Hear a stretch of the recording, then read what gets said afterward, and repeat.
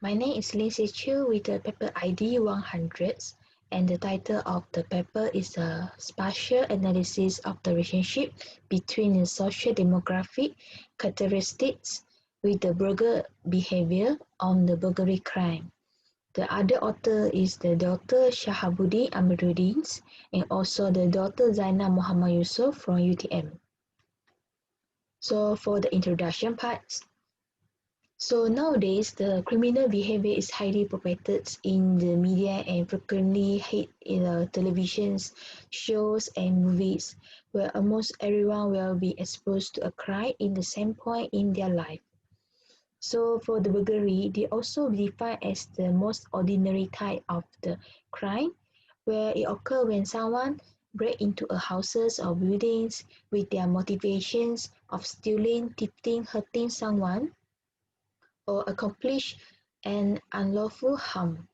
So according to the Malaysia 2016 Crime and Safety Reports, we show that the Malaysia has been categorized as the most dangerous country in the Southeastern Asia region with a crime index of 65.56 compared to the Vietnam 53.45, Cambodia with the 52.72, and also the Indonesia with the 52.16.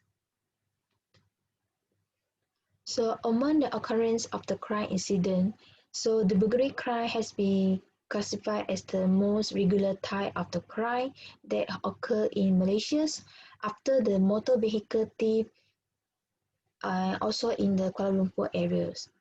So normally the residential burglary is affected by several factors such as the spatial and the environment factor like the low household security, easy accessibility of the properties, and building types, and also the individual behavior like the opportunities and burger multiplications. So in this study, the relationship between the social demographic variables and the burger behavior with their occurrence of burglary crime incidents in Seputeh will be investigated. So in our study, we'll have 7 main factors. First, we have the building types, security levels, education level, race factor, working class factor, immigrant factor, and lastly, we have the all resident factor. So for the methodology part, so basically our research will be focused in the Mukim Seputeh. It's a major area and parliamentary constituency in the Kuala Lumpur, and it consists around 95 tamans with 389,000 of the residents. So we have several data providers. For example, we're using the burglary data from 2011 until 2016. We get from the Sistem Pemantauan Bandar Selamat, we call as the SPBS, while we get the land use and also the demarcation data from the Malaysian Centre for Geospatial Data Infrastructure, MACD. From DBKL, we get the building data and also transportation data. And OpenStreetMap provided the transportation data also. And lastly, we get the census data for 2010 from the Department of Statistics Malaysia. So for the data pre-processing, so all the data set will be checked and verified to make sure the topology, coordinate system, and their attributes are accurate and available for the further analysis. So each of the burglary variable has been verified, calculated, and categorized into different levels. For example, for the education level, we have the low education level, median low, median, high education level.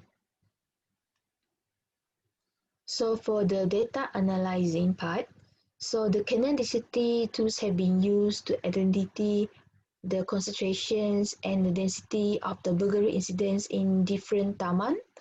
So it also has been used to calculate the magnitude per unit area from the point or the polyline feature by using the Canadian functions to fit a smoothly tapered surface to each point or polyline. So The density of the burglary incidents will be represented by the color ramps, which is having associated with its standard deviation value. So for the result and our discussions, so basically the burglar is more likely to choose the bungalow, flat and condominium as their targets or victim compared to the other types of the building. So fundamental factor of the choices of the target or victim for the building types will be the accessibility, locations of the houses, approachability of the various escape routes, and also the size of the target houses in terms of their relative wealth. So for the security level, so basically the physical security of the houses or some buildings can be determined by the evidence of doors, sign of the alarms, number of the locks, and also the fence type. Besides that, the locations of the houses or the buildings with a lower security level or located far away from the police stations will be the target of the burglar. So in the Seputeh, so most of the burglary incidents will concentrate in the area that have been a low security level. So it shows that the target or the choices of the burglar will be concentrated in the housing area like the detached houses or the semi-detached housing with the low security sense compared to the condominiums, flats, or the apartment that contain a security guard to patrol their housing area. For the education level, so basically the education level of the residents also will affect the rates of the burglary incident occur in the Mukim Seputeh. For example, the residents that are highly educated mostly are from the higher income groups. Therefore, the economic status or the property values of the high educated victims will be attract the offenders or the burglars to burglarize them. So in Malaysia, most of the Indian factor come from the low income group as they are lacking of the affordable housing facility. So the risk for factor has been led them to reside the density populated low cost flat which give them a higher density to commit a property crime. So for the working class factors, so residential area that contain a high density of the populations with the age 20 to 49 years old also will be a higher risk of the burglary incident occur because the residents that are from 20 to 49 years old classified as the working group where they will be leaving their houses for a certain time, especially the working hours. So the burglar will be burglarize the target buildings when the working group victims' house are not occupied.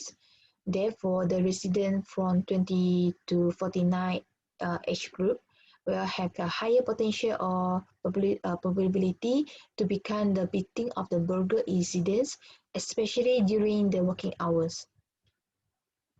So for the immigrant factors, the immigrant factor or the non-Malaysian factors also contribute as one of the main factors that influence the rate or the burglary incidents occur in the Mukim Seputeh. So compared to the other countries, Malaysia contains a higher rates of the international migrations, where a huge amount of the low-skilled worker or labor have been imported under the contracts to solve the labor shortage problem in some specific sector. For example, in Malaysia, many of the Bangladesh labor have been imported into the construction sector and paired with a low salary.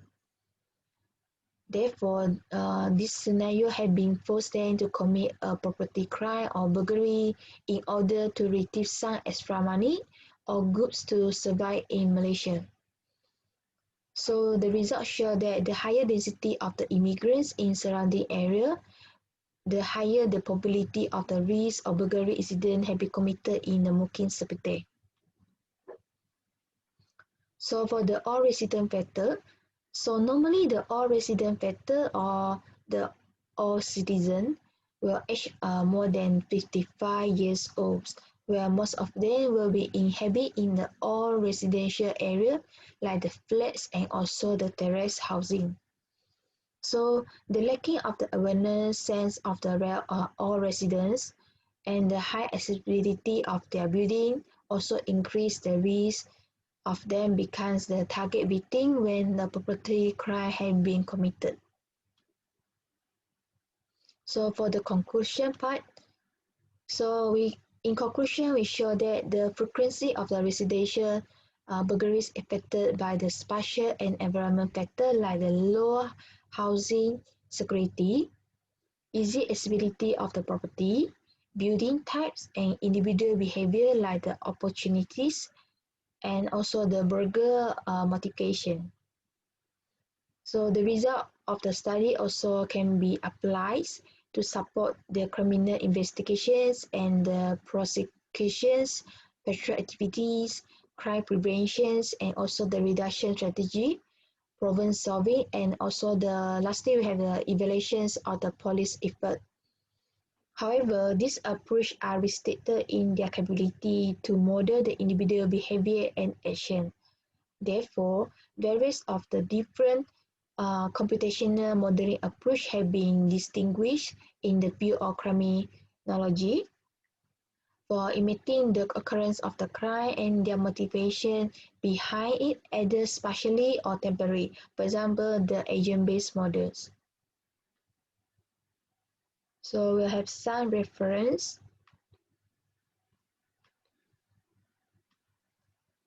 And lastly, we want to express our gratitude to the University Technology Malaysia and also the Ministry of the Higher Education of Malaysia for their financial support on the research grants, and also express our appreciation to the PDRM, ISM, DBKL, and DOSM for sharing their data with us during the course of this research. And lastly, we want to thanks to our colleague, Ms. Susanna and Ms. Nora Kila, who provided the pre-processing data that greatly assisted to the research. That's all for us. Thank you.